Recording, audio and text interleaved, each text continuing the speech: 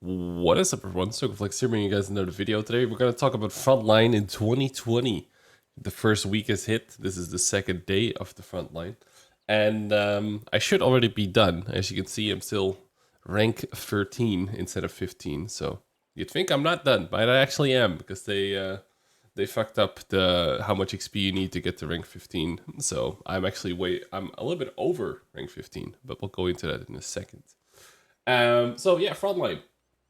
Did they do any changes? I think they did change the first map, like the old map, a little bit. I've noticed some changes at the B point, for example, like the first one. Um, for the defenders, got a little bit better, but it's still pretty hard to defend B. And other than that, I haven't really noticed too many map changes. I think both maps are okay for attacking and defending.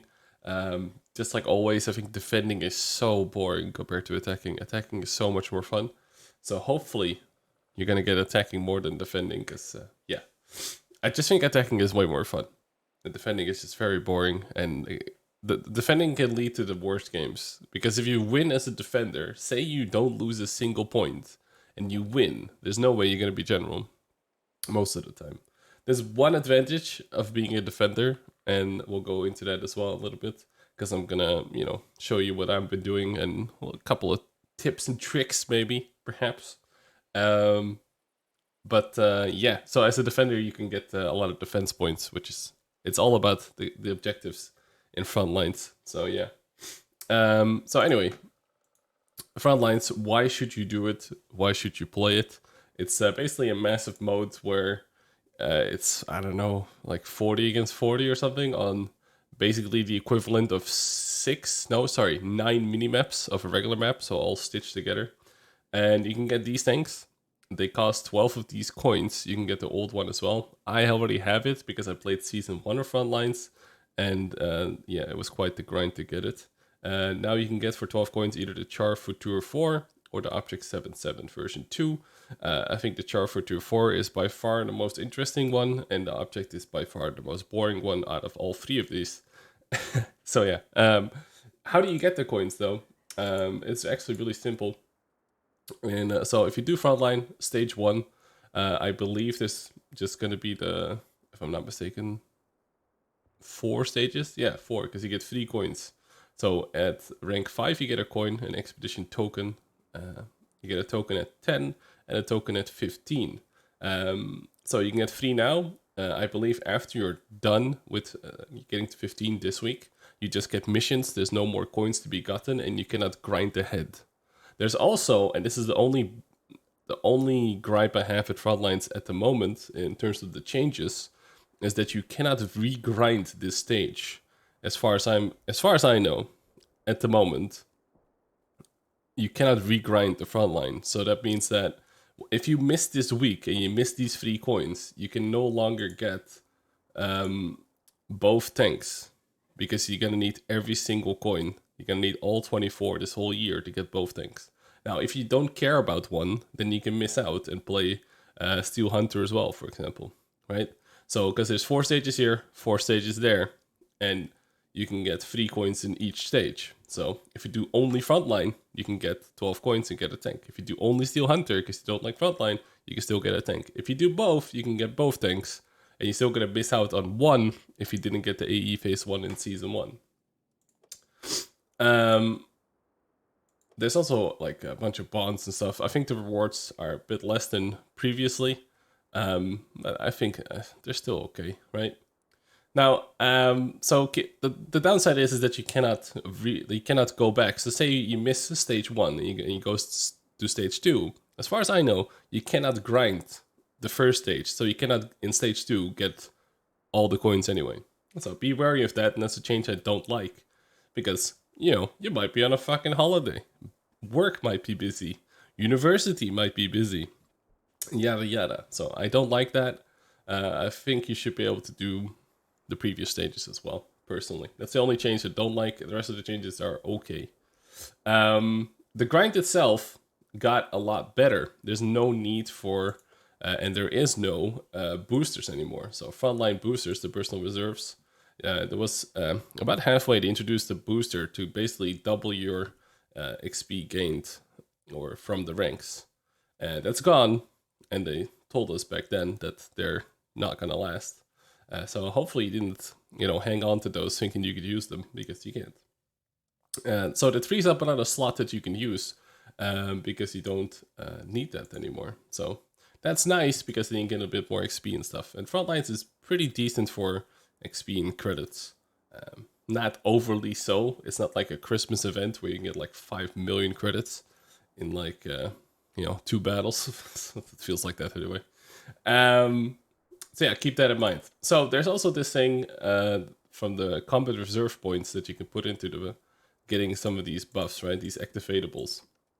Now, a lot of people see the airstrike and artillery and like, hell yeah, let's do some damage, recon, smokescreen maybe even is nice for capping. And yeah, that's true, and I think they even buffed the airstrike like to some ridiculous level. But, and I think most people are kind of catching on to this now, maybe because of all the streams and stuff. But engineering is the way forward. Engineering is the future. It's the most boring one of all in terms of like visuals, but it's the best one by far out of all 6 of these. So put your first coin in this, and all the next coins you get, build it all the way up to level 5. This will allow you to, if you shoot someone that is capping, they will not be able to cap for an X amount of seconds, and you get points for how many seconds he's not capping. That's huge. Really gives you a lot of points to rank up in the game. It also allows you that if you are in the cap circle as a defender, you stop the cap entirely for as long as you are in the cap. And you get a hecking load of points. You get so many points for doing it. I've had one game out of the 15 that I played where I got general in about 5 minutes because I got a bit lucky and the people couldn't get to me. The enemies couldn't get to me whilst I was defending, and I got so many points. I literally got general in about 5 minutes on the second map, Kernkraft or whatever. So it's huge, absolutely huge. Another thing that's nice is Inspire, which is a big old circle around you, and everybody in it is gonna get a buff. That's cool, but if they do damage, it counts towards your damage in terms of gaining ranks. So if you pop an Inspire just as your team is about to push, you can get a lot of points really quickly. And then secondary, the RT Strike is just, I use it for decapping and stuff, but honestly, I almost never play heavy tanks or Frontlines because it's such a gigantic map that you need speed. You just need the maneuverability. So for the love of God, go engineering first. I know it's visually and all that, it's by far the most boring, but it's super nice. Go for it. Seriously. So these points, I think it got patched now. So it's 1700 points to 14, but I grinded way more, and I'll show you guys in a second. Right here, let's see. So this is the amount of grinding you need to do to get to all the way to the tier 15. And you want to get to tier 15 because that has the last coin in it. So you need 15,800 to get to the last one. And if you get general every single time, you need 14 generals, roughly. Like it's like 13.1. So you can like do 2 bad games or 2 games with 600, whatever. You know, you can do like a major and a captain game or whatever. And this is from Harkonnen. This is where I got it from. I don't know if he made it himself or not, but there you go. So this is kind of what you're looking at. And for me, the grind, I also kept count and went like this. So I'm now at 16,200 points. I got general 12 times out of 15. I got 2 games where I only got 600 points and 1 game with 900 points, which is the major game. The other ones were captains, I think. I'm also keeping score at the last second there for defending, because it felt like I was defending way more than attacking, but it seems to be a roughly 50-50 for me. Again, not everybody's going to be general every single game. I totally get it. In terms of time I spent on this, including queue time, you know, fucking around in the garage and whatnot, it was a little less than 6 hours. Now, 6 hours, I think, is a lot better than the season 1 of Frontlines. So it definitely got a lot better. And I get it that not everybody's going to be general. I think 600 points is completely feasible for everyone. And I think a lot of people will hover around the 900 points per game. But let's say you do 600 per game. That would be 12 hours of grinding in 7 days. 12 hours sounds like a lot, but doable, right? 6 and 900, you're gonna be looking at maybe 10 hours, maybe in like 7 days. And you know, if you are playing a lot of little things, I think most people will easily play like an hour or two a day, which leaves you to 14 hours a week. So it's definitely doable if you really want to get the tank.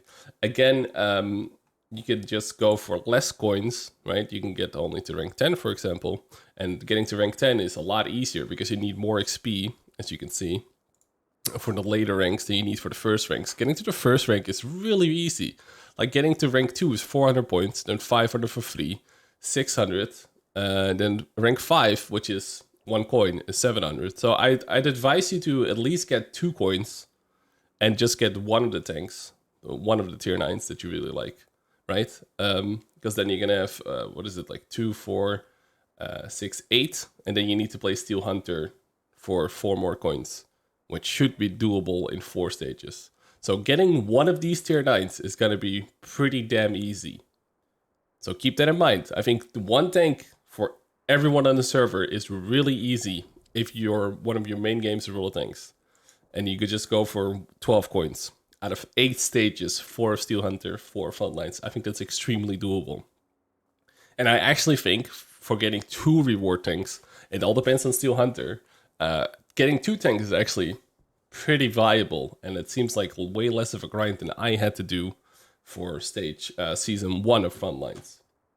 Now, that's all the stats, all the math, and just the general tip is to just go engineering. The best tanks are premium tanks. And a lot of people be like, oh, pay to win. You don't have to. You know, if you're grinding for the ranks and the coins, you don't have to.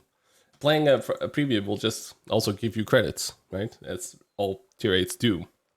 And of course, all the tanks that are good at tier 8 in random battles are good in Frontlines. No one is shocked there. My weapon of choice will forever be the LT432. It's fast, good gun, it can bounce stuff. It's really freaking good. At the end of season 1, they nerfed how many things you could take, so you can only have 1 slot. That's gonna have to be engineering. You have to go with engineering. And make sure that all your other scouts have engineering. Everything that's fast, give it engineering. Mediums get 2 slots, and I went with engineering and an artillery strike. You could go Inspire as well, but I'm 100% focused on the objective, and I'm going to RT strike the objective for defense points as well, right? That's my train of thought here. Heavy tanks have 3 slots. That's the max capability. So I went Inspire, Engineering again, and the artillery strike. That's my preferred setup. Now, a lot of you might not have these tanks. Obviously, the EBR is ridiculously good in this mode because it's such a big map. So anything that goes fast is automatically, you know, ahead above everybody else. Fast mediums, same thing. Now, if you don't have these things, you know, tier 8 lights in general are fairly good for this. Okay, so the W set is fine, 12T is fine, Lynx is fine, Bulldog is fine, LTB is really good. LTB is probably the better one to get here. And any of the premium ones, there's also these, like these Bulldogs are completely fine. The Hawk 30 is fine. The Sandlag, probably fine. This Bulldog is fine to use. ELC, even the ELC, because of if you're attacking in an ELC, you're so tiny you can hide in spots and do full caps with it. It's still pretty decent. Obviously, you're not going to shoot a single thing, so situational use there. Highly recommend staying away from this guy and from this guy, though. They're terrible. It's not worth it, okay? And medium-wise, things like the T44, which you can also rent for like a couple hundred gold. You can rent like a T44.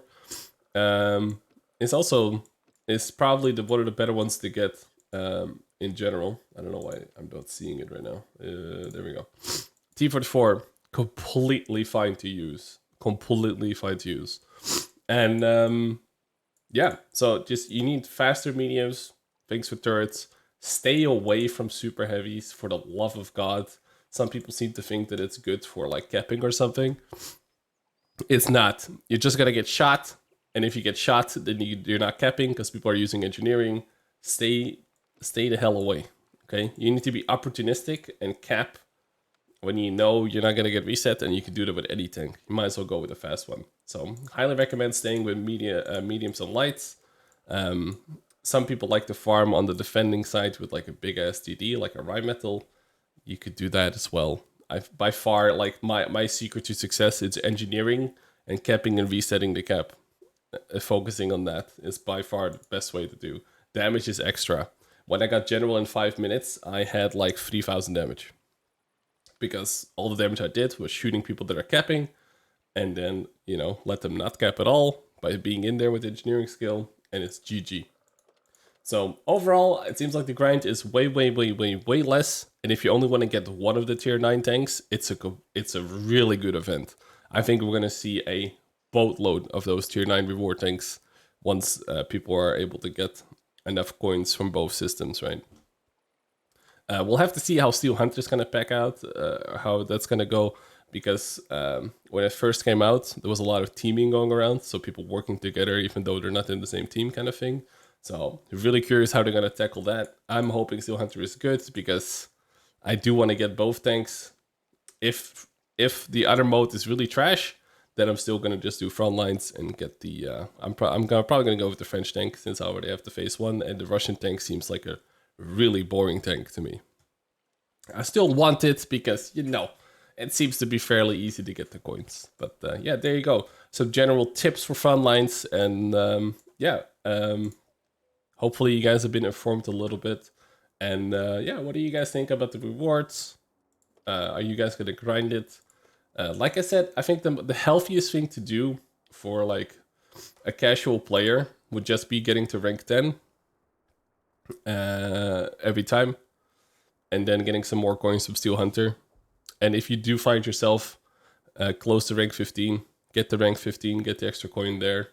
And I think it's super doable to get the tier 9, one of the tier 9s within this season. So yeah, I'm gonna try and do both. It's also only 4 stages, only 4 weeks of Frontline, so I'm not gonna get burned out on it like I did last time.